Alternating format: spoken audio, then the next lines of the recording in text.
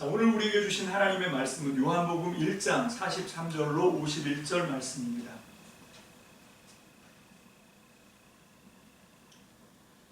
찾으신 줄로 믿고 단톡방에 올라가 있는 세번역 성경으로 우리 함께 한 목소리로 하나님의 말씀을 받들어 읽겠습니다. 시작. 다음 날 예수께서 갈릴리로 떠나려고 하셨다. 그때 빌립을 만나서 말씀하셨다. 나를 따라오너라. 빌립은 베세다 출신으로 안드레와 베드로와 한 고향 사람이었다. 빌립이 나다나엘을 만나서 말하였다. 모세가 율법책에 기록하였고 또 예언자들이 기록한 그분을 우리가 만났습니다. 그분은 나사렛 출신으로 요셉의 아들 예수입니다. 나다나엘이 그에게 말하였다. 나사렛에서 무슨 선한 것이 나올 수 있겠소? 빌립이 그에게 말하였다. 와서 보시오. 예수께서 나다나엘이 자기에게로 오는 것을 보시고 그를 두고 말씀하셨다. 보아라, 저 사람이야말로 참으로 이스라엘 사람이다. 그에게는 거짓이 없다. 나다나엘이 예수께 물었다. 어떻게 나를 아십니까? 예수께서 대답하셨다. 빌립이 너를 부르기 전에 내가 무화과 나무 아래에 있는 것을 내가 보았다. 나다나엘이 말하였다. 선생님은 하나님의 아들이시요 이스라엘의 왕이십니다. 예수께서 그에게 말씀하셨다. 내가 무화과 나무 아래 있을 때에 내가 너를 보았다고 해서 믿느냐? 이것보다 더 큰 일을 내가 볼 것이다. 예수께서 그에게 또 말씀하셨다. 내가 진정으로 너희에게 말한다. 너희는 하늘이 열리고 하나님의 천사들이 인자 위에 오르락 내리락 하는 것을 보게 될 것이다. 아멘. 기도하겠습니다. 할렐루야. 살아계신 주님, 오늘도 우리 가운데 운행하시는 하나님의 성령님을 의지합니다. 주여, 오늘도 우리가 주님의 말씀 가운데 하나님의 진리를 사모하오니 오늘 듣는 귀한 말씀을 통하여 주님의 음성으로 들려오는 축복을 은혜로 허락하여 주옵소서. 오늘도 진리의 말씀 우리 안에 아버지 잘 새겨서 잘 소화해서 하나님의 말씀이 우리 안에서 살아 운행하는 하나님의 진리가 세워지게 하여 주옵소서. 오늘도 우리 주님이 우리 가운데 함께 하시며 우리의 삶을 이끌어 가시는 참된 주님인 것을 굳게 믿게 하시고 하나님의 나라가 오늘 시간 주의 말씀 가운데 예배에 참석한 모든 이들에게 하나님 이루어지는 축복을 허락하여 주옵소서. 오늘도 우리의 삶 속에 많은 어려움들이 있습니다. 그 모든 것들이 주님의 말씀, 진리의 명쾌한 깨달음을 통하여 하나님의 온전하신 도우심을 통하여 하나님 승리하고 해결되는 아름다운 축복을 말씀 듣는 중에 체험하는 저희들이 되게 도와 주옵소서. 살아계신 주님, 오늘도 말씀 가운데 운행하실 주님을 기대합니다. 감사를 드리옵고 축복합니다. 예수님의 이름으로 감사하며 기도합니다. 아멘.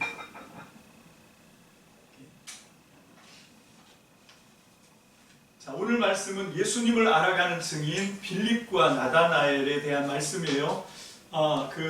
요한복음 1장이 1장 1절부터 18절까지 로고스 찬송식 말씀, 이게 헬라어로 로고스가 예수님을 가리키는 것입니다. 그 예수님이 구약의 천지를 창조했던 말씀과 지혜, 그 두 개가 합쳐진 분이 예수님이다. 그분은 하나님이다. 아예 요한복음은 하나님을 신적 그 하나님의 지위로 선포를 하고 시작하는 그런 말씀이거든요. 그래서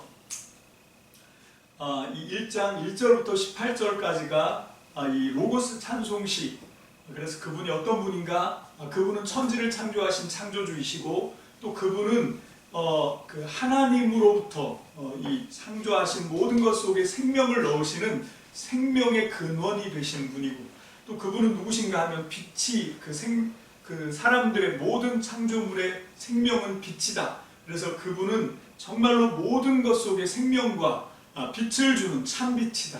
그래서 그분이 그 말씀이 육신이 되어 우리 가운데 오신 것은 창조주이시고 또 생명이시고 빛이시고 근데 그냥 빛이 아니라 진리의 빛이다. 그래서 그분이 와서 자기 백성에게 왔는데 자기 백성은 알아보지 못했다. 왜 자기 백성이라고 하냐면 그분이 창조하셨기 때문에 그렇거든요. 자기가 다 만들었으니까 소유는 자기에게 있는 거지, 만든 자에게. 그래서 왔는데 못 알아보는 거죠. 왜 그런가 하면 어둠이 역사를 하기 때문에 빛이 비쳤는데 어둠이 깨닫지 않고, 그래서 이게 빛과 어둠의 영적 전쟁이 이제 지금까지 역사 속에서 벌어지는 것입니다. 그렇게 하면서 두 가지로 나누어지죠. 뭔가 하면 그 빛을 거절한 사람들의 운명과 아니면 그 참 빛을 영접하고 받아들이는 믿는 사람들의 그 운명은 완전히 달라지는 거죠. 그래서 영접하지 않는 사람들에게는 이미 심판이 임한 건데, 이제 영접하고 그 참 빛을 받아들인 사람들에게는 하나님의 자녀가 되는 권세를 주셨다. 그런데 이것은 혈통으로 되는 것이 아니고 육정으로 되는 것이 아니고 사람의 뜻으로 나는 것이 아니다. 오직 하나님께서 이제 앞으로 그렇게 하실 거다. 무슨 얘기인가 하면 옛날에 유대교는 유대인의 혈통을 따라서 태어나고 나는 아브라함의 자손이고 나는 모세의 율법을 잘 신실하게 지킨다. 그러면 이게 이제 하나님의 자녀가 되는 권세가 주어졌는데, 이제 이 새 창조, 새로운 예수 그리스도 말씀이신 그분이 시작하는 새로운 나라는 이제 더 이상 그거 통하지 않는다는 거죠. 이제 그것은 땅에서 되는 것이 아니다. 그래서 그 유명한 랍비인, 이제 나중에 3장에 가서 살펴보겠지만 니고데모라고 하는 이스라엘의 선생도 그걸 깨닫지를 못하는 거예요. 그래서 겨우 다시 태어난 거, 그래서 열심히 노력하는 거, 이 정도로 생각을 하는데 그거 아니다. 하나님에 의해서 위로부터 주어지는 생명이다. 그 하나님의 생명을 우리가 할 수 있는 건 뭔가 하면 받아들일 거냐 아니면 거부할 거냐, 둘 중에 하나다 라고 하는 말씀이었죠. 그게 이제 로고스 찬송시의 전체적인 내용을 요약한 것입니다. 그런 로고스 찬송시가 선포되고 난 뒤에 19절부터는 이제 그 증인들이 등장을 하죠. 이제 새로운 시대를 시작하는, 하나님께서 이제 드디어 사람의 몸을 입고 이 땅에 오셔서 이제 천지를 창조하셨다가 그것이 인간의 타락으로 그 왕권이 마귀에게, 이 세상의 통치자에게 넘어갔는데 이제 그걸 회복해 와야 되는 그 이제 마지막 순간. 그래서 그 영적 전쟁을 하기 위해서 그 예수님이, 하나님의 아들이신 예수님이 사람의 몸을 입고 오셨다. 그거에 대한 증거를 하는 거지. 그래서 뭘 알고 한 게 아니라 그냥 자기에게 세례를 주라고 말씀하신 그 말씀에 따라서 순종하고, 그리고 그 말씀을 했던 그분이 내가 세례를 주다가 보면 성령이 비둘기같이 임하는 어떤 한 분을 만나게 될 건데, 그분이 바로 이 세상을 다시 천지를 창조하셨고 만들었는데 그걸 마귀에게 잠깐 뺏겼다가 그걸 다시 회복할 메시아다 라고 하는 걸 세례 요한이 깨닫고, 그리고 이제 믿음으로 순종한 거죠. 말씀에, 들려오는 말씀에 그걸 받아들여서 믿음으로 순종을 했을 때 자기 눈에서 내가 보았다. 내가 세례를 주었는데 저분에게 성령이 임했다.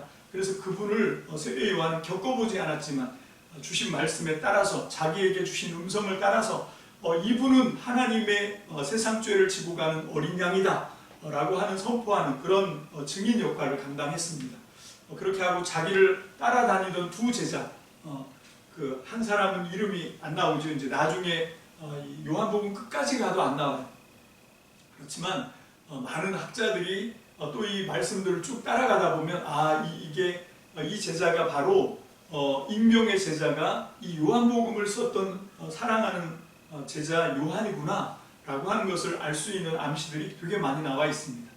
어떤 학자들은 요즘 그거 안 믿고 세례 요한 아니다 이렇게 얘기하는데, 그냥 대안도 없이 한번 툭 얘기를 해보는 거죠. 이 학문하는 사람들의 안타까움이 그런 것 같아요. 뭔가 하면 새로운 얘기를 해야 돼, 늘. 그래서 전통으로 내려온 얘기 말고 내 얘기를 하려고 하니까 그냥 있던 판을 무조건 뒤집고 보는 그런 사람들이 있거든요. 그런 게 자유주의 신학입니다. 그렇게 하면 안 되고, 우리가 학문하는 건 새로운 얘기에서 자기를 두드러지게 하려고 하는 것이 아니라 하나님의 말씀이 도대체 어떤 뜻인지 더 제대로 알아듣기 위해서, 정말 이 말씀이 하나님 말씀이 되기 위해서 우리가 공부하는 거지, 이걸 통해서 자기 이름을 높이려고 그냥 엉뚱한 얘기 아무거나 막 갖다 붙이고, 그래서 불교 경전하고 막 이렇게 갖다 붙이고 이렇게 하는 건 도저히 아무리 100번 양보를 해도 받아들일 수가 없는 거지. 우리는 진리의 말씀을 더 하나님의 말씀이 될 수 있도록 하기 위해서 사경회도 하는 거고, 또 말씀도 열심히 매일매일 말씀을 받고 묵상하고 그렇게 해야 될 줄로 믿습니다. 아멘. 자, 그렇게 해서 이제 그 자기를 따르던, 지금까지는 자기의 제자였는데 그 두 사람에게, 그래서 요한과 안드레에게 저분이 하나님의 어린 양이다 라고 이제 또 소개를 하죠. 그래서 이 안드레와 요한이 예수님을 쫓아갑니다. 그래서 예수님을 만났고 예수님의 허락을 받아서 와봐라. 그래서 이제 예수님에게로 가죠. 여러분 지금 상황은 그 지리적으로 좀 정리를 해보면 그 세례 요한이 세례를 주는 곳은 베다니입니다. 근데 그 베다니는 갈릴리 그에서 조금 내려가면 요단강 지류에 있는 요단강 동편에 있는 동쪽 베다니예요. 그리고 나중에 죽은 나사로를 살리는 요한복음 11장에 가서 나오는 그 베다니는 어딘가 하면 저쪽 서쪽 베다니라 그래서 예루살렘에서 한 2km 정도 떨어져 있는 그 예루살렘에서 기드론 시내를 건너서 감람산 넘어서 가면 바로 베다니 동네가 조그만 동네가 산 중턱에 이게 다 지금 이 예루살렘도 시온산에 있고요. 베다니 동네는 감람산 넘어 그쪽 지류에 자리 잡고 있는 그런 동네입니다. 그래서 베다니라고 하는 두 이름이 나오는데 이것도 요한복음의 굉장히 기가 막힌 기발한 문학이에요. 그러니까 그건 이제 나중에 요한복음 11장 이 베다니에서 죽었던 나사로를 살리는 그 장면에 가면 그때 가서 이제 제가 자세히 설명하기로 하고 궁금함을 품고 가시면 되겠고, 자 그리고 나서 이제 그 예수님은 어디가 고향이시냐면 나사렛입니다. 지금도 나사렛에 있는 거예요. 여기 요한복음 1장에서는. 그런데 이제 베다니에 세례 요한이 세례를 주니까 와서 세례 받고, 그리고 거기서 이제 두 제자와 함께 어디 계십니까? 그러니까 너희가 무엇을 찾느냐, 무엇을 구하느냐, 주여 어디 계십니까? 그러니까 와봐라. 그렇게 해서 이제 끌고 나사렛으로 간 거죠. 자기 집으로 가서 거기서 교제를 하고. 그런데 이 안드레는 어디 사람인가 하면 안드레가 어디 사람이에요? 자 아까 분명히 우리가 읽었죠. 우리 그 44절 다 같이 봅니다. 44절 시작. 빌립은 베세다 출신으로 안드레와 베드로와 한 고향 사람이었다. 안드레가 어디 사람이에요? 베세다예요. 베세다. 베세다의 출신이 베드로와 안드레인데 이 안드레가 이제 자기 형한테 온 거죠. 베세다에 있는 자기 형한테 와서 형 내가 이 누구를 만났는데 하고 이제 첫 번째 전도한, 그래서 증인이 된 거예요. 그게 이제 우리가 그 지지난주에 공부했던 이 안드레, 최초의 복음 전도자 안드레에 대해서 우리가 함께 말씀을 나눴습니다. 그렇게 이제 지난 시간까지 그 전에 있던 걸 대충 복습을 했습니다. 잘 따라오고 계시죠? 자 이제 오늘은 43절로 51절까지 또 다른 증인, 이제 마지막 증인이 나오는데 이게 왜 중요한지, 왜 여기에 이렇게 배치를 했는지 분명한 의도가 있어요. 자 빌립과 나다나엘의 이야기가 나옵니다. 먼저 43절 봅니다. 1장 43절 시작. 다음날 예수께서 갈릴리로 떠나려고 하셨다. 그때에 빌립을 만나서 말씀하셨다. 나를 따라오너라. 자 지금 요한과 안드레와 교제를 하시고 이 사람들이 먼저 이제 각자 자기의 고향으로 가는데, 아까 안드레는 베드로와 함께 베세다에 있던 사람이고요. 자 그러면 이 익명의 제자인 요한은 어디로 갔을까요? 요한의 고향은 어딘가 하면 요한의 출신은 요한은 가버나움 사람이에요. 그러면 요한 세베대 두 아들 요한과 야고보가 나오는데 그 세베대와 요한과 야고보가 이 가버나움에 굉장히 부자입니다. 그리고 아마 그 가버나움에서 이 세베대가 다 아마 어부들 배나 뭐 이런 것들을 다 갖고 있었던 것 같아요. 그걸 이제 어떻게 알 수 있냐면 나중에 그 20장에 가서 보면 예수님이 18장에 가서 보면 예수님이 이제 잡혀서 끌려갈 때 처음엔 다 사실 도망간 건 아니고요. 요한복음에 보면 예수님이 자기를 잡아가는 무리들에게 흥정을 해요. 딜을 하죠. 그러니까 내가 너희들 따라갈 테니까 이 제자들은 풀어놓아라. 그렇게 해서 이제 제자들을 석방을 시켰는데 다 이제 흩어졌는데 두 제자가 따라오죠. 또 역시 이름 없는 제자 요한이죠. 요한과 베드로가 이제 예수님이 어떻게 될까 하고 예수님이 가야바 집에 끌려 들어가는 걸 따라 들어갑니다. 그래서 그 제사장 가야바하고 안나스의 집이군요. 안나스의 집으로 끌려 들어갈 때 들어가는데 요한은 프리 패스해요. 근데 이제 베드로가 들어가려니까 문지기가 잡죠. 너 어디 들어가려고 그래? 이제 붙들려 있으니까 요한이 들어갔다가 도로 나옵니다. 나와서 내가 아는 사람이야. 그래서 이제 끌고 들어가서 이 부인하는 사건이 일어나는 거죠. 이게 무슨 얘기인가 하면 이 요한은 이 예루살렘에 있는 이 제사장 안나스 그쪽 집안하고도 교류가 될 만큼, 그건 무슨 얘기인가? 세베대가 그만큼 갈릴리에서 굉장히 뭡니까 이게 부자로 유명하다라고 하는 것을 반증해 주고 있는 거죠. 자, 그리고 가버나움에 또 힘있던 사람이 또 하나가 있었던 것 같은데 그거는 누군가 하면 베드로의 장모입니다. 그래서 그 베드로의 장모 집에 베드로가 이 처가살이를 한 것 같고, 그런데 그 예수님이 그 성경에 보면, 공관복음에 보면 예수님이 열병에 걸린 장모를 왕진에서 그 집에 찾아가서 고쳐주시는 사건이 일어나죠. 그리고 나서 가버나움에 베드로의 장모 집이 예수님의 사역의 거점이 되는 거예요. 그래서 아마 그 중풍병 환자 지붕 뜯어서 침상채 달아내리는 그 집은 베드로의 장모 집이었을 거다. 다들 이제 그렇게 보는 거죠. 하여튼 가버나움에 예수님이 집으로 들어갔다. 나사렛 동네라니까 예수님은. 자기 집이 아니고 바로 이 베드로의 장모 집. 이렇게 이제 정리를 해보면 우리가 이제 그림을 잘 알아볼 수 있는데, 자, 그렇게 해서 이제 43절에 보니까 예수님이 갈릴리로 가시다가 그 갈릴리로 나가실 때 벳세다를 들린 거죠. 왜 들렸을까요? 거기 이제 첫 제자 안드레가 있거든요. 그래서 안드레를 데리고 가려고 갔는데 마침 같은 동네 사람이니까 누가 있었냐면 빌립이라고 하는 사람이 있었죠.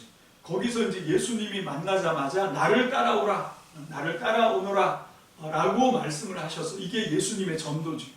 뒤에 가서 이제 예수님의 전도에 대해서 우리가 오늘 깊이 생각하려고 하는데, 그렇게 해서 빌립이 예수님을 따라갑니다. 그래서 여기 뒤에 보면 46절에 45절에 빌립이 예수님에 대해서 증언한 이야기가 나오죠. 자, 그렇게 해서 이제 빌립이 예수님을 영접하고 받아들이고 예수님과 함께 교제하면서 이분이 정말 그분이구나.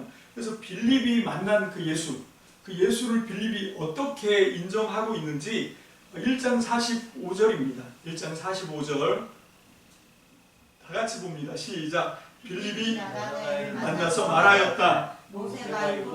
기록하였고 또 예언자들이 기록한 그분을 우리가 만났습니다. 그분은 나사렛 출신으로 요셉의 아들 예수입니다. 자, 빌립이 예수님에 대해서 첫 만남인데 처음 만나서 교제를 해보고 이분은 이런 분이구나 라고 깨닫게 돼요. 어떤 분이요? 빌립이 깨달은 게 뭔가 하면 첫 번째, 이분은 요셉의 아들, 요셉은 목수죠.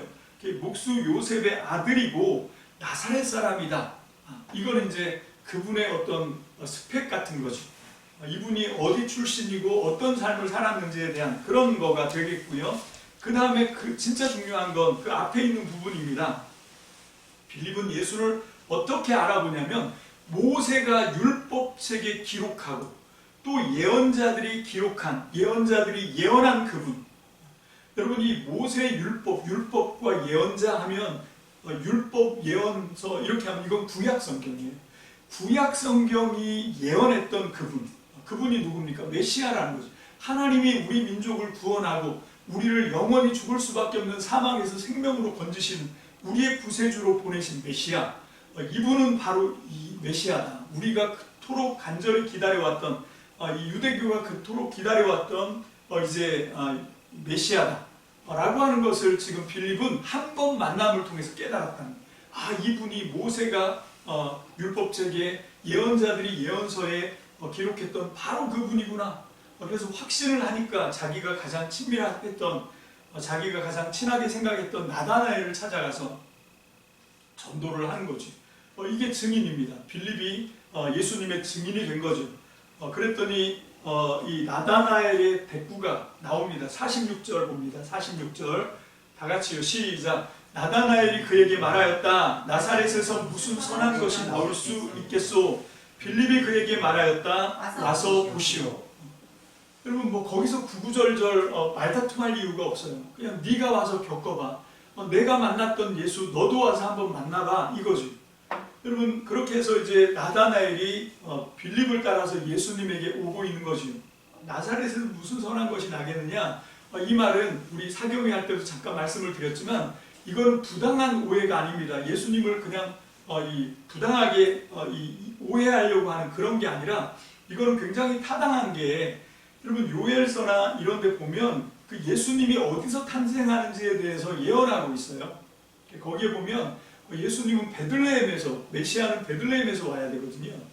베들레헴 에브라다야 하면서 이제 예언하는 내용들을 보면 메시아, 이스라엘이 기다렸던 메시아는 바로 거기서 베들레헴에서 태어나야 되는데, 아니 무슨 나사렛에서 메시아가 났다고 그런 엉뚱한 소리를 하시오. 이거 뭔가 하면 나다나엘이 말씀을 잘 알고 있다는 거죠.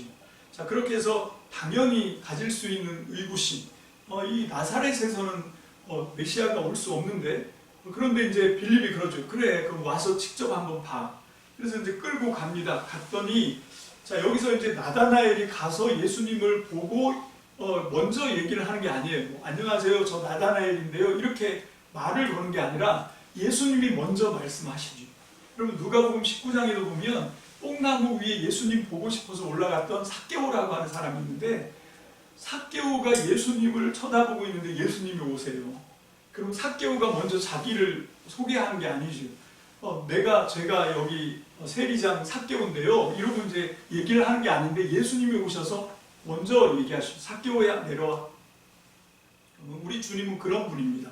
그럼 여기서 우리가 믿는 하나님이 어떤 분인지를 좀 잘 기억해 마음에 담아두시길 바래요.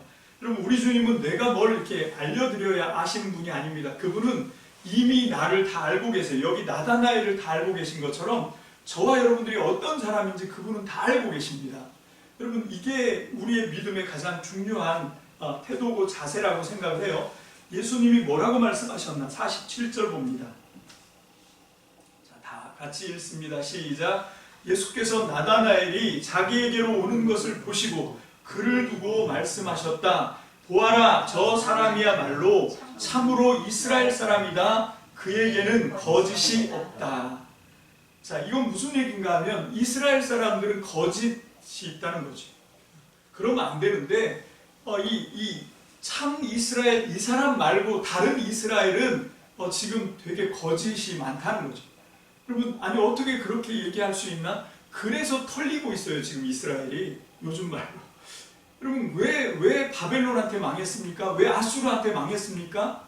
여러분, 정말 하나님의 백성 이스라엘이 하나님 앞에 진실했더라면 그런 어려움을 당할 일이 없지요.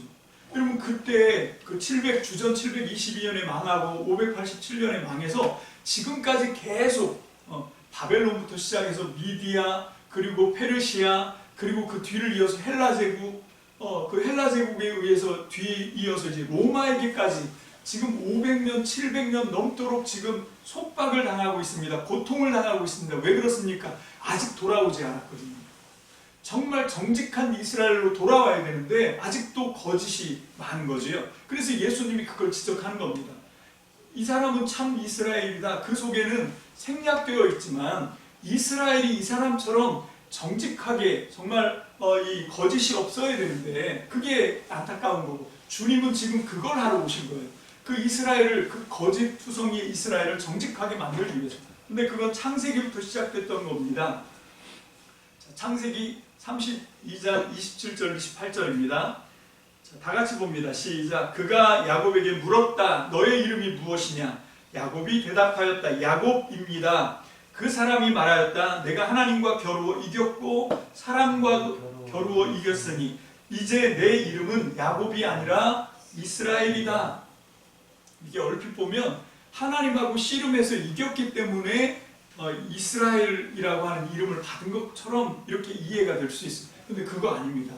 지금 야곱은 어떤 인생을 살고 있냐면 이 야곱이라고 하는 말이 이 유대인들은 목양, 이 양을 치우는 목동들이잖아요. 그래서 이 양을 키우는 일이 보통 체력이 필요한 게 아닙니다.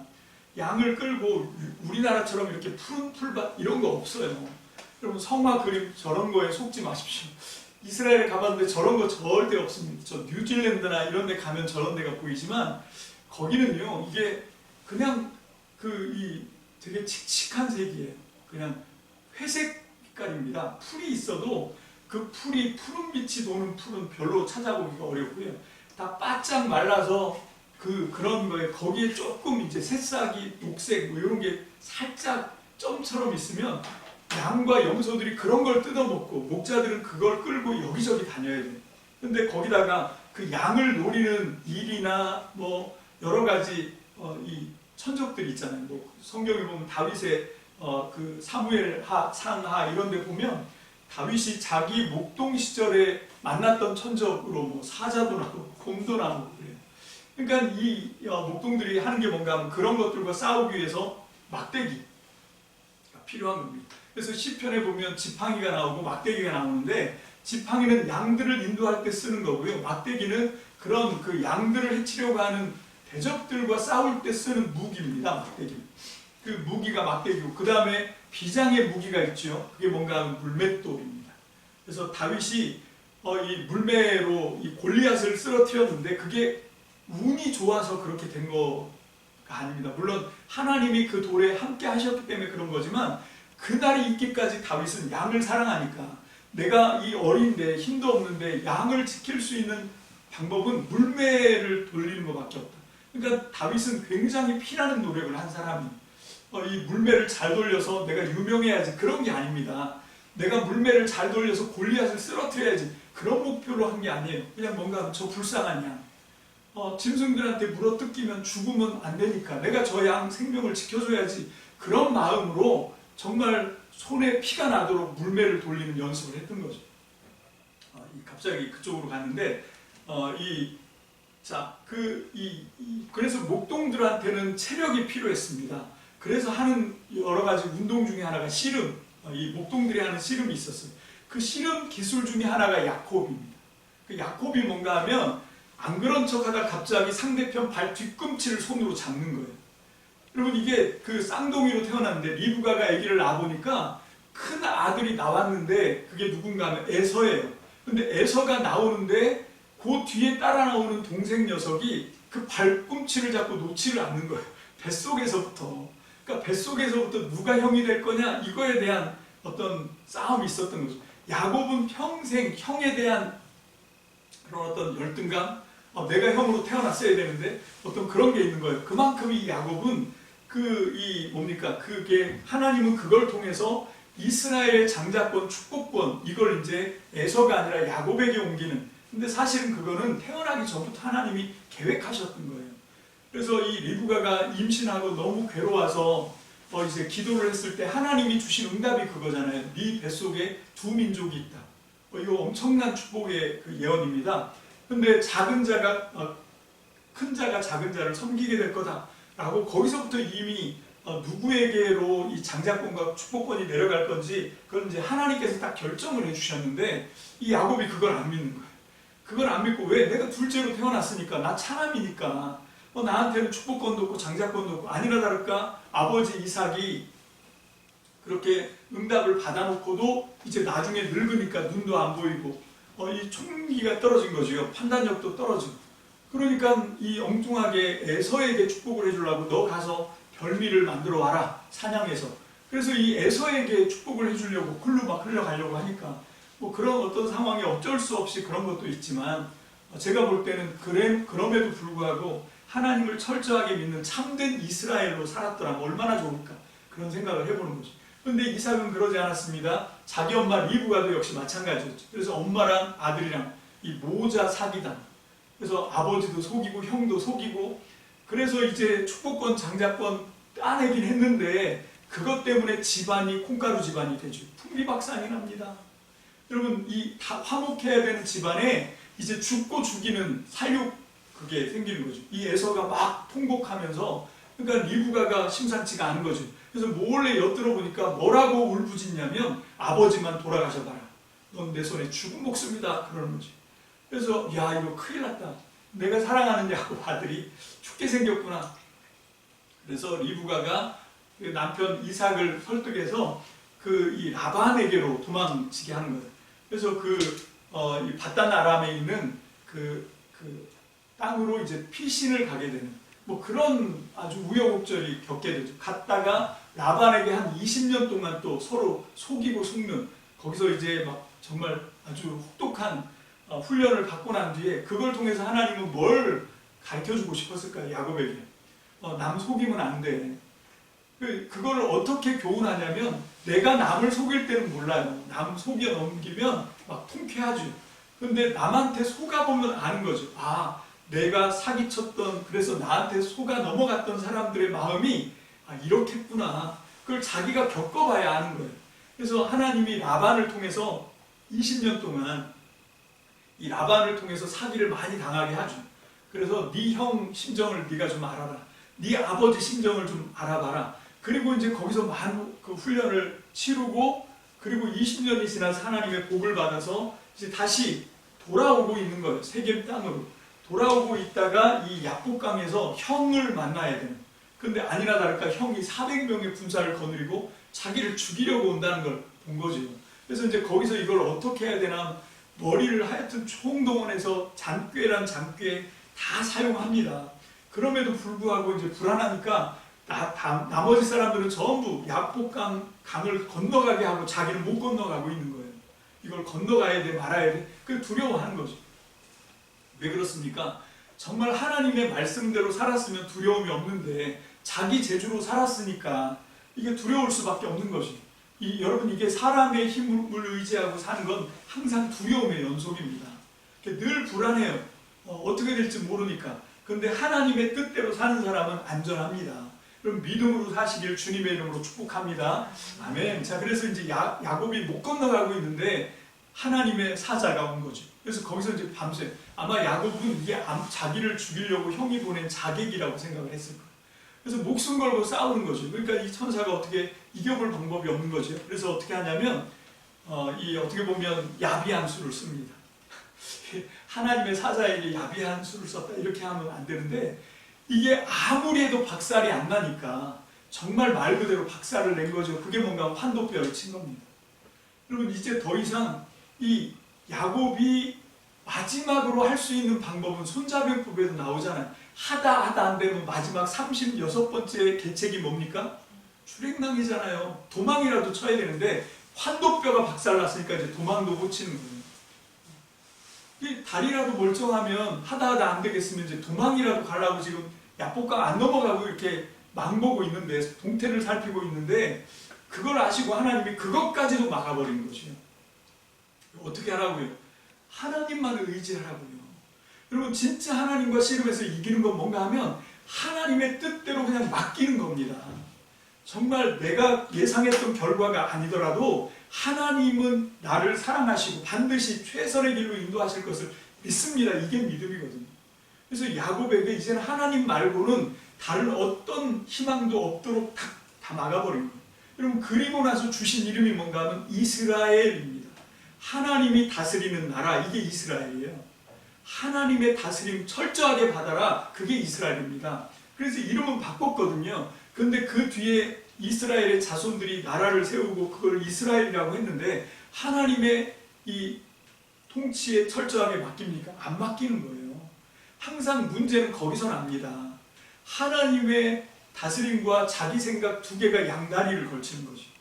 그럼 항상 이게 우리를 머뭇거리게 하는 거고, 항상 여기서 뭔가 문제를 만들어내는 거죠. 그래서 지금 이스라엘이 전체적으로 이렇게 어려운 운명에 처하게 된 것입니다.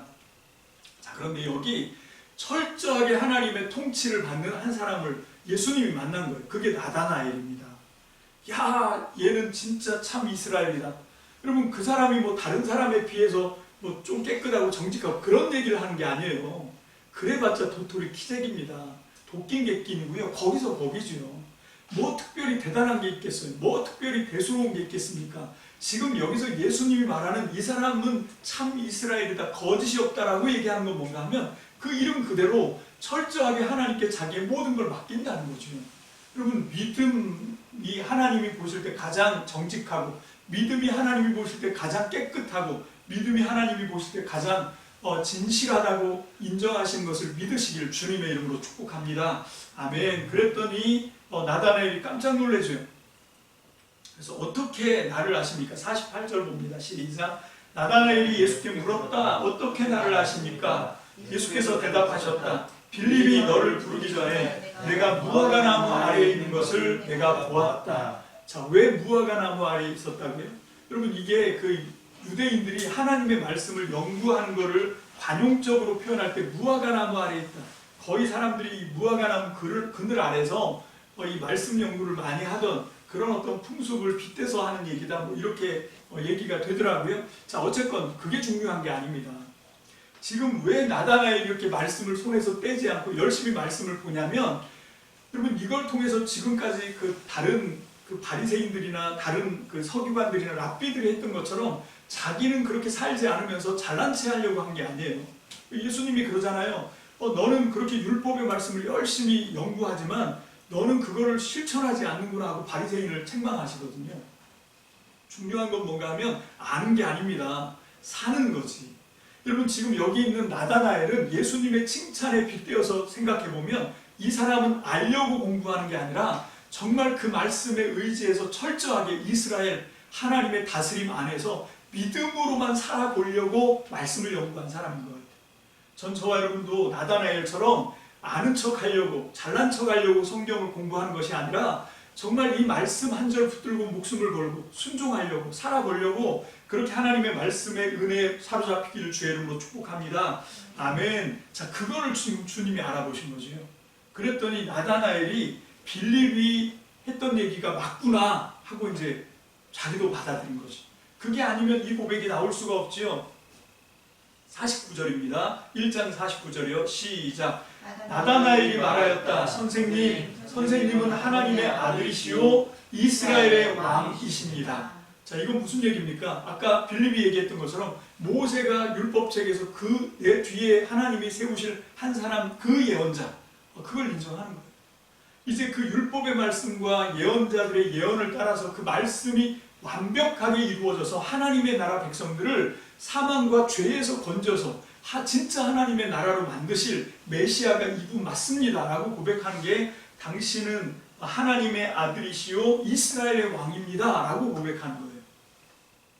자, 그래서 이제 나다나엘도 그 증거를 받아들이는, 그래서 이제 믿음의 사람이 됐습니다. 하나님을 믿음으로 영접한 사람은 여러분 이 증인이 되는 거죠. 여러분 믿는 사람과 증인은 같은 말이라고 생각하시면 됩니다. 자, 그렇게 해서 이제 나다나엘과 예수님의 대화가 있는데 예수님이 그냥 안 넘어갔어요. 50절 뭐라고 예수님 말씀하시나 보십시다. 시작. 예수께서 그에게 말씀하셨다. 내가 무화과나무 아래에 있을 때 내가 너를 보았다고 해서 믿느냐? 이보다 더 큰 일을 내가 볼 것이다. 자, 이것보다 더 큰 일을 볼 거라는 겁니다. 자, 그 큰 일이 뭡니까? 여러분 이 큰 일에 대해서 우리 요한복음에 보면 또 한 군데에서 얘기하고 있는 걸 볼 수가 있어요. 자, 그게 어디 있냐면 요한복음 14장 12절입니다. 14장 12절 다 같이 봅니다. 시작. 내가 진정으로 너희에게 말한다. 나를 믿는 사람은 내가 하는 일을 그도 할 것이요 그보다 더 큰 일도 할 것이다. 그것은 내가 아버지께로 가기 때문이다. 예수님이 그 제자들에게 예수님이 내가 이제 너희를 떠나서 올라갈 거다. 올라간다는 말은 무슨 말인가? 두 가지 의미가 다 들어있다고 했습니다. 십자가에 달려 죽을 거다라고 하는 얘기와 그리고 승천해서 하나님 보좌 우편에서 이제 부활체의 몸으로 올라갈 거다. 이 두 가지가 다 들어있는 말이에요. 여러분 이 말을 들으니까 제자들이 막 근심하죠. 슬퍼하죠. 그러니까 너희는 마음에 염려하지 마라. 하나님을 믿으니 나도 믿어라. 하나님도 믿고 나도 믿어. 이렇게 얘기하는 거예요. 하나님의 믿음과 예수님이 나를 믿는 믿음이 같은 믿음이다 라고 말씀하시는 거죠. 자, 그렇게 얘기하면서 쭉 고별 강화를 하실 때 나온 얘기예요. 도대체 그럼 여기서 이 큰 일이 뭡니까? 그 큰 일에 대해서 여러분 요한복음이 얘기하는 건 뭔가 하면 성령을 받는 게 큰 일이라는 거예요. 자, 여기 보니까 내가 아버지께로 가기 때문이다. 이것과 이제 맞물려서 요한복음 16장 7절로 11절 말씀 다 같이 봅니다. 요한복음 16장 7절로 11절입니다. 시작. 그러나 내가 너희에게 진실을 말하는데 내가 떠나가는 것이 너희에게 유익하다. 내가 떠나가지 않으면 보혜사가 너희에게 오시지 않을 것이다. 그러나 내가 가면 보혜사를 너희에게 보내주겠다. 그가 오시면 죄와 의와 심판에 대하여 세상의 잘못을 깨우치실 것이다. 죄에 대하여 깨우친다고 하면 세상 사람들이 나를 믿지 않기 때문이요 의에 대하여 깨우친다고 함은 내가 아버지께로 가고 너희가 나를 더 이상 못 볼 것이기 때문이요 심판에 대하여 깨우친다고 함은 이 세상의 통치자가 심판을 받았기 때문이다. 자, 이 16장 7절로 11절도 이 요한복음에서 굉장히 중요한 말씀입니다. 성령이 오셔서 세 가지 일을 하신다. 성령이 하시는 일을 얘기하는 건데 죄에 대하여, 의에 대하여, 심판에 대하여 책망한다. 왜? 잘못 생각하고 있기 때문에. 죄도 잘못 생각하고 있고 의도 잘못 생각하고 있고 심판에 대해서도 잘못 알고 있다. 그래서 이거를 바로잡아 주겠다. 책망이 그냥 꾸중만 한다 이런 뜻이 아니라 교정한다는 뜻이 있어요. 회복한다는 뜻이 있습니다. 바르게 만들어낸다는 뜻이 있죠. 자, 이 부분에 대해서는 이제 또 요 부분 설교를 하게 될 때 자세히 다루겠지만, 자, 요게 큰 일이라는 겁니다. 성령님이 오시면 죄가 뭔지를 알 건데 그 죄가 뭐냐면 나를 받아들이지 않는 게 죄다. 나를 믿지 않는 게 죄다. 여러분 예수를 믿으십니까? 여러분 예수를 믿는다는 게 도대체 무슨 뜻일까요? 또 의에 대하여라고 하면 뭔가 하면 내가 아버지께로 간 거다. 의에 대한 것이. 내가 가면 뭐라고 했죠? 보혜사가 온다. 그게 의라는 거예요. 내가 그냥 남보다 이 도토리 키재기 하는 것처럼 나는 쟤보다 의로워. 그게 의가 아닙니다. 성경이 말하는 의는 하나님 안에서의 의예요. 하나님과의 관계 속의 의입니다. 그 하나님과의 관계를 하기 위해서 교통하시는 영, 성령님이 우리에게 오는 거거든요. 여러분 성령이 오셔서 성령이 내 안에서 내 삶을 장악하고 다스리고 나를 거룩한 성전으로 이끌어갈 수 있도록 나를 맡기는 것, 그게 의예요. 여러분 심판도 마찬가지입니다. 이건 이제 나중에 가서 다 우리가 이제 공부를 하게 될 거고요. 자, 이제 오늘 가장 중요한 말씀으로 들어갑니다. 여러분 우리는 예수님의 전도를 봅니다. 여러분 예수님의 전도가 우리가 하는 전도랑 완전히 달라요.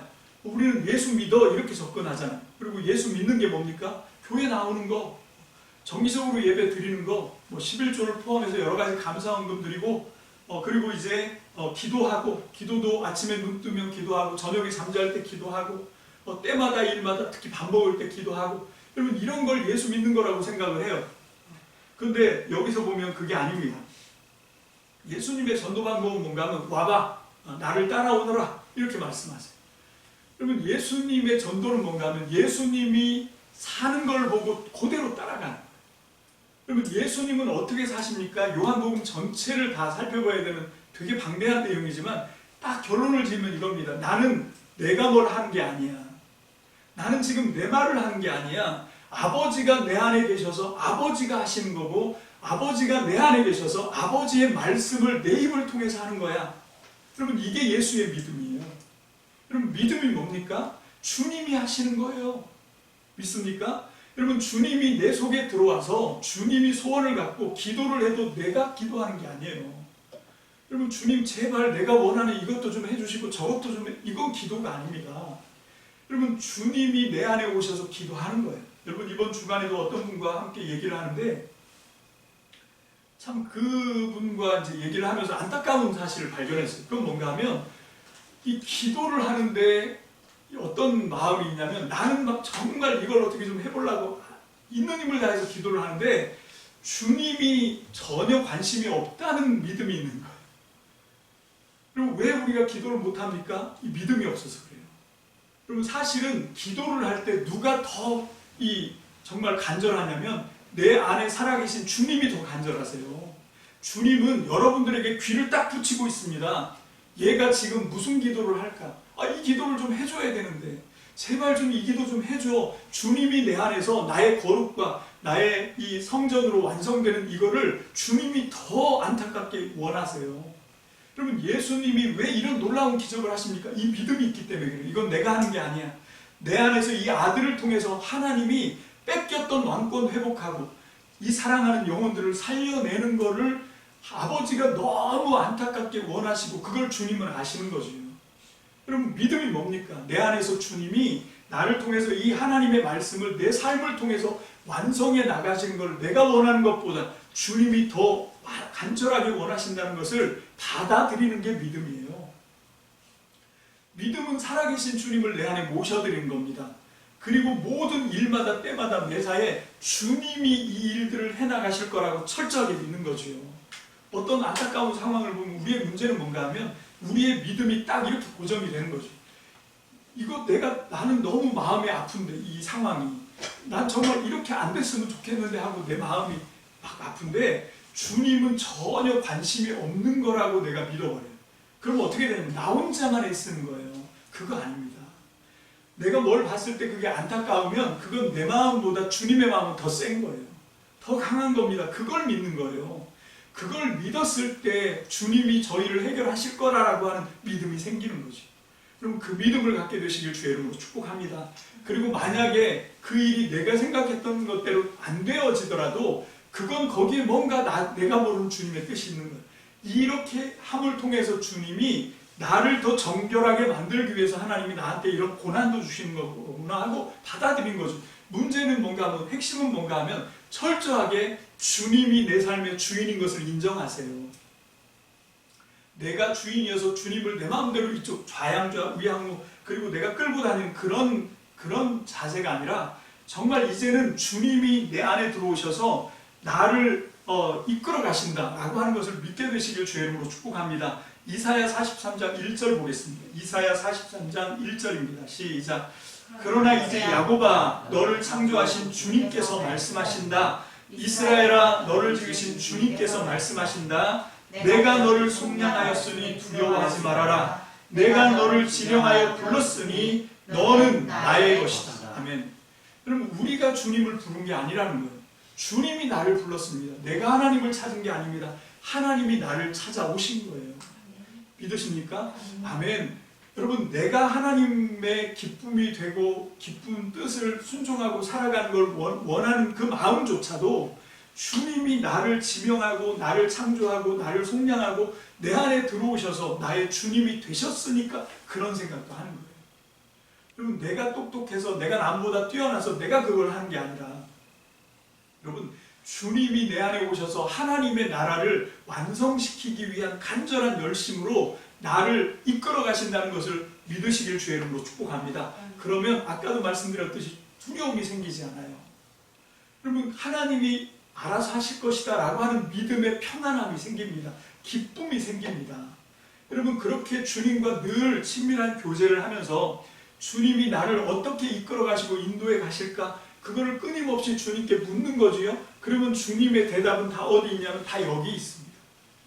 주님이 막 신비하게 목소리를 에코를 넣어갖고 덜덜덜 떠시면서 누구야 이렇게 응답하시는 게 아니에요. 여러분 내가 정말 내 안에 살아계신 주님이 정말 이렇게 부족한 강대근을 하나님의 거룩한 성전으로 이끌어 가실 거라는 믿음, 확실한 믿음 갖고 그리고 하나님 앞에 어떻게 하면 이 부족한 정말 너무 구멍이 많은 허당인 나를 어떻게 하나님이 정말 온전하고 정결한 그릇으로 빚어갈 수 있을까요? 라고 하나님 앞에 막 간절하게 기도한 다음에 이 말씀을 보면 이 안에 하나님의 응답이 다 들어있습니다. 이 안에 내가 어떻게 행동해야 되는지에 대해서 다 말씀하고 있어요. 근데 그것들을 해나가면서도 어떤 태도를 가져야 되냐. 예수님처럼 이건 내가 하는 게 아니다. 내 안에서 아버지께서 자기 일을 하신다. 내 안에서 아버지께서 자기 말씀을 하시는 거다. 여러분 이 믿음인 거죠. 그래서 예수님이 와봐라 이렇게 말하는 거예요. 와서 내가 어떻게 사는지 봐. 내가 하나님의 사랑을 얼마나 철저하게 믿는지 봐. 여러분 하나님이 여러분들을 사랑하세요. 믿습니까?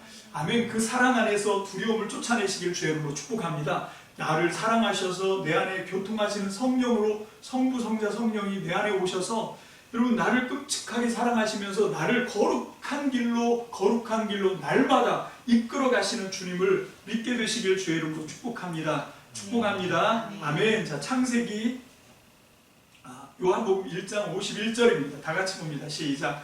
예수께서 그에게 또 말씀하셨다. 내가 진정으로 너희에게 말한다. 너희는 하늘이 열리고 하나님의 천사들이 인자 위에 오르락 내리락 하는 것을 보게 될 것이다. 자, 이 말씀의 출처는 창세기 28장 10절로 12절이라고 말씀을 드렸습니다. 또 한 번 찾아보겠습니다. 시작. 야곱이 브엘세바를 떠나서 하란으로 가다가 어떤 곳에 이르렀을 때에 해가 저물었으므로 거기에서 하룻밤을 지내게 되었다.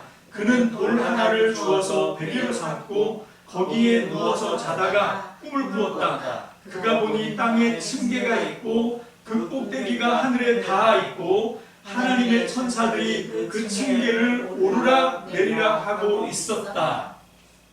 예수님이 그 베델에서 야곱이 경험했던 그 하나님의 전, 하나님의 문, 그 경험을 지금 여기서 말씀하시면서 인자 위에 오르락 내리락 천사들이 하는 것을 너희가 보게 될 것이다. 여러분, 왜 하늘에 문이 열려 있고 왜 거기에 사다리 있고 거기에 왜 천사들이 오르락 내리락 할까요? 그건 뭔가 하면 조금 전에 설명드린 것처럼 하나님이 이 땅을 회복하시는 일을 하시는 거예요. 천사들을 계속 끊임없이 파송하고 그 천사들을 통해서 이 땅을 고치고 어떻게 고쳤는지에 대한 보고가 계속 오르락 내리락 하는 거죠. 믿습니까? 아멘. 여러분, 이게 야곱에게만 그리고 또 이제 예수님에게만 일어나는 일이 아닙니다. 그 천사들이 오르락 내리락 하는 예수님을 내 안에 모시면 나를 통해서도 끊임없이 이 역사가 나타나는 줄로 믿습니다. 아멘. 하늘의 일이 이 땅에 이루어지는데 여러분, 우리가 그 주기도문 할 때 그 기도가 있잖아요. 그죠? 하나님의 뜻이 하늘에서처럼 땅에서도 이루어지다 할 때 여러분, 제가 독심술을 좀 합니다. 여러분들의 마음속에 생각 속에 무의식 속에 어떤 마음이 있냐면 나 말고 내가 모르는 어떤 사람을 통해서 하늘의 뜻을 땅에서 이루시겠지. 나는 아닌 것 같아. 이런 생각이 있어요. 아니요. 여러분, 그 주기도문은 나에게 주시는 기도예요. 나 말고 어떤 사람이 아니라 하나님은 나를 통해서 하늘의 뜻이 이 땅에서 이루어지게 하십니다. 할렐루야. 그런데 우리 속에는 그 다음에 또 반문이 생기죠. 어떻게 나 같은 사람, 내가 형편이 없는데? 아니요, 그렇지 않습니다. 여러분, 주님이 다 아세요. 내가 얼마나 형편이 없는지를 아신다니까요. 알매도 불구하고 주님이 오셨습니다. 왜? 형편 없어 보이는 사람을 통해서 주님의 일이 완성돼야 이건 하나님이 하신 거죠. 그러니까 절대로 내 모습을 보고 낙심하지 마십시오. 그럼 믿음을 갖는다는 건 뭔가 하면 하나님이 나를 택하셨다는 걸 믿는 거죠. 그리고 나를 사랑하신다는 걸 믿는 겁니다. 나를 통해서 이 하나님의 말씀을 다 이루실 거예요. 여러분, 그게 그냥 받아들여지는 겁니다. 그게 믿음입니다. 아, 내 안에 하나님이 오셨구나. 이 온 우주와 천하 만물을 창조하신 그분이 내 속에 들어와서 나의 하나님이 되셨다. 그 믿음을 갖는 거예요. 그게 이 나다나엘 고백한 믿음 아닙니까? 뭐라고 말합니까? 선생님은 하나님의 아들이시요 이스라엘의 왕입니다. 여러분, 이 믿음이 이제 예수님이 그거 갖고 그래? 인자 위에 오르락 내리락 하는 걸 보게 될 거야. 이게 큰 일인 거예요. 이제 선생님이 이스라엘의 왕이고 하나님의 아들인데 그분이 이제 나의 주님인 거죠. 그분이 나의 왕이 되시는 겁니다. 그분이 내 안에 들어오신 분이 되신 겁니다. 할렐루야. 아멘. 이제 그 하나님이, 그 살아계신 예수님이, 그리고 성령 하나님이 내 속에 들어오셔서 나를 통하여 이 하나님의 말씀을 완성시켜 나가는 멋진 인생을 이끌어 가실 것을 믿으시기를 주의 이름으로 축복합니다. 아멘. 그것이 빌립이, 나다나엘이 만났던 예수예요. 오늘 저와 여러분들이 만나야 되는 예수님입니다. 여러분, 이 사람들이 경험했던 일입니다. 저와 여러분들이 믿음 안에서 경험하게 될 일입니다. 믿습니까? 아멘. 오늘부터 2022년부터 이 믿음의 기적이 저와 여러분들의 삶 속에 날마다 이루어지시기를 주님의 이름으로 축복합니다. 기도하겠습니다. 할렐루야. 살아계신 주님, 하나님, 우리가 입술로는 살아계신 주님이라고 고백하지만 정말로 그분이 나를 통해서 무슨 일을 할 수 있을까? 하나님, 내 모습을 보면서, 나의 형편없음을 보면서 하나님, 이 믿음이 정말로 푸르르 사라지는 것을 경험했습니다. 그러나 하나님, 이제부터는 오늘 약속의 말씀을 따라, 예수님이 그렇게 하셨던 삶의 본을 따라, 그리고 여기 나왔던 증인들이 체험하고 경험했던 그 일들을 통하여 하나님, 우리 안에 소망이 활짝 열려지게 하여 주옵소서.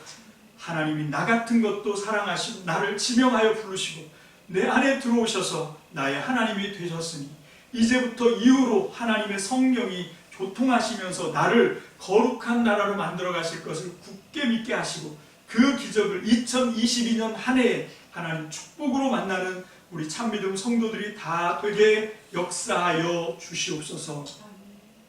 감사를 드립니다. 예수님의 이름으로 축복하며 기도합니다. 아멘.